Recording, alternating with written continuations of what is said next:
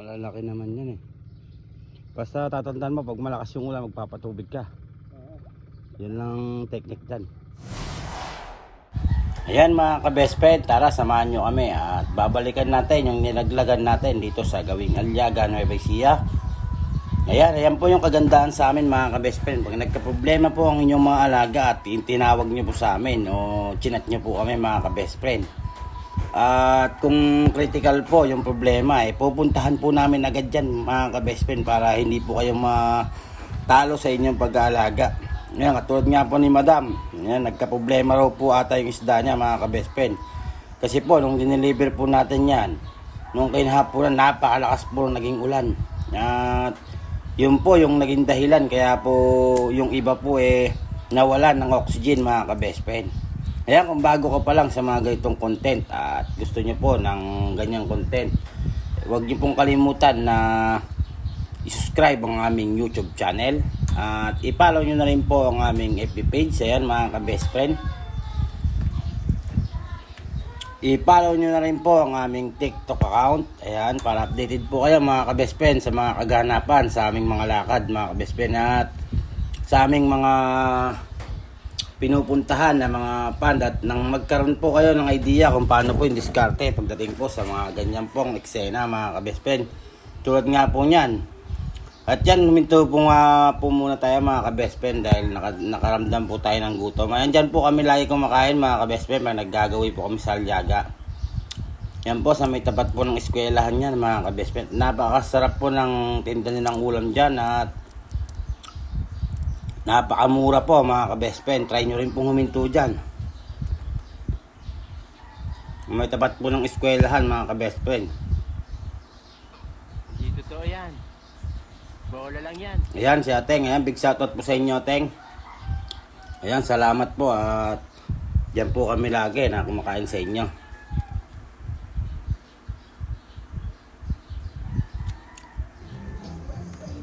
At yan mga ka-best friend, bali kumain lang po kami. Dumiretso na rin po kami para makita po namin yung alaga ni Madam, kung ano po yung nangyari talaga sa alaga niya. Sa tingin ko po mga ka-best friend, nawalan po ng oxygen yung alaga ni Madam dahil po sa sobrang lakas po ng ulan.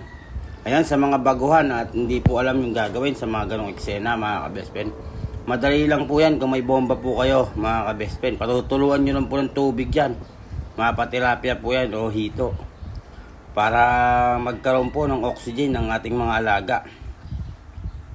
Sobrang lakas po kasi ng ulan at sobrang maasid po kasi yung ulan, kaya nawawalan po ng oxygen yung mga isda. Talagang ang matitira lang po dyan mga ka-best friend, yung mga matitibay lang po talaga. At meron pong mamamatay pagka ganun po kalakas yung ulan. Ang diskarte lang po dyan, sabugan nyo po agad ng asin o kaya po pabombahan nyo po mga ka-best friend para hindi po siya mawala ng oxygen sa ilalim mga ka-best friend. Ayan, shoutout po sa lahat po ng mga taga Aliaga, Nueva Ecija. At sa lahat po ng taga Nueva Ecija na nakakuha po sa amin ng mga good quality fingerlings. Ayan, salamat po sa pagtangkilik sa aming mga good quality fingerlings at sa aming mga video. Ayan, salamat po sa suporta mga ka-best friend. Ayan, sa mga nagtatanong po sa akin na malalayong lugar, pwede naman po kayo magtanong mga ka-best friend, wala naman pong problema ron. Lalong-lalo na po pag nagkaroon po ng problema ang inyong mga alaga. Kahit hindi po galing sa amin ang inyong mga alaga, basta magtanong po kayo sa akin. Magre-reply naman po ako mga ka-best friend sa inyo para kahit pa paano, kahit malayo po kayo sa aming area, matulungan man lang po namin kayo sa inyong mga pag-alaga. Ayan, katulad nga po yan ni Madam. Nagka-problema po yung isda niya. Kung malapit po siya sa atin, ura-urada po nating pinuntahan para makita po natin kung ano po yung naging problema. Yun nga po, nawalan nga po ng oxygen yung alaga ni Madam nung araw po na yun, at napakalas po kasi ng ulan nung araw na yun. Bali 2 araw pa lang po yan, binalikan na po natin para makita po natin kung lumakas po ba yung isda ni Madam o hindi. Ayan, bali nabisita nga po natin, malalakas naman na po isda nung pinakain natin mga ka-best friend, kaya okay na po yung alaga ni Madam. Siyempre, nakakapanghinayang lang po talaga pagka namamatayan po tayo ng mga alaga. Pero kung hindi nyo po kasi alam yung gagawin nyo, talaga pong magkakamatayan mga ka-best friend.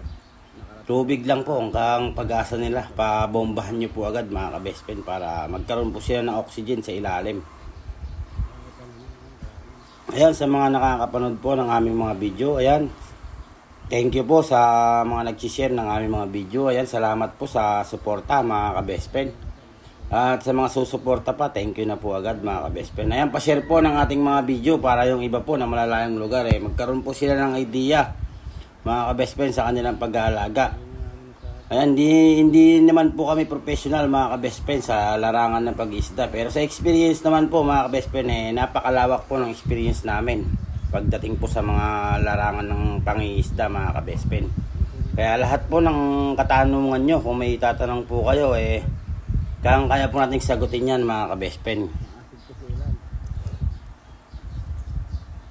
At yan nga po mga ka-best friend, bali pinakiramdaman po muna natin bago po tayo umuwi. Yan, pinakain po natin sila para makita po natin kung gano'n na po sila kasigla mga ka-best friend.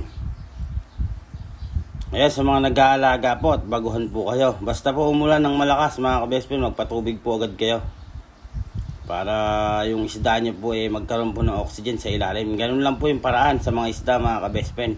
Mawawalan po kasi sila ng oxygen pag malakas po yung isda. Saka wag po kayo magpapakain pag alam nyo pong uulan. Di bali pong kinabukasan nyo na po siya pakainin. Kasi pag umulan po halos may stress po yung ating mga alaga. Doon po magkakamatayan pagka napakain nyo po mga ka-best friend. Ayan, bago po siguro umulan yan mga ka-best friend, na sa pakiramdam ko lang pinakain po nila yung isda. Tapos umulan po ng malakas. Ayan, pwede naman po tayo magpakain sa susunod na kinabukasan na po mga ka-best friend. Hindi naman po maano yung ating mga alaga kung sakasakali po na malakas po yung magiging ulan. Yan po sa inyong lugar, wag nyo na pong pakakainin ng inyong mga alaga. At patubigan nyo na po agad, unahan nyo na po yung ulan mga ka-best friend. At yun lang, salamat and God bless. Salamat po sa lahat po ng nakakapanood ng aming mga video. Ayan, lalong-lalo na po yung mga OFW na nakakapanood ng aming mga video. Ayan, big shoutout sa inyo mga ka-best friend. At ingat po kayo dyan parate. At kayo nga po malayo sa inyo mga pamilya. Ayan, thank you po ng marami. And salamat sa panonood ng aming mga vlogs mga ka-best friend. Ayan, thank you po ng marami. At yun lang, salamat and God bless. Ingat po tayo sa araw-araw. Thank you.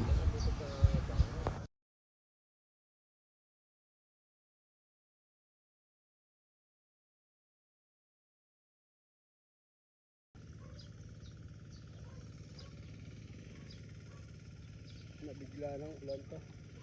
Pag sa gabi, marami sila dito. Pinapakain mo ng gabi. Hindi nakikita sa ng ilaw. Ipakainin mo ng gabi Hapon. Gabi active kumain yan. 5 ganun.